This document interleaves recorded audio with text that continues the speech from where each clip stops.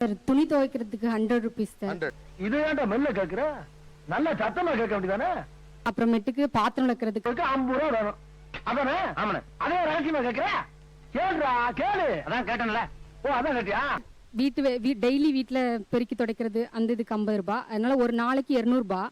30 நாள் போட்டீங்கன்னா 6000 ரூபாய். 6000 ரூபாய். அத வாங்குறதுக்கு பணம் வரும்ல?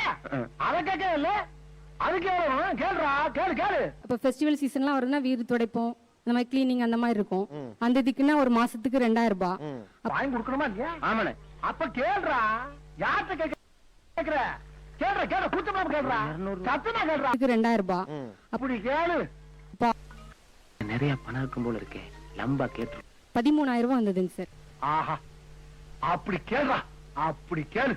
ஆனா 13000 ரூபாய் வந்ததுங்க சார். கேட்ட உனக்கு 5 பைசா கூட கொடுக்க முடியலன்னு நினைக்க போறா. என்னது?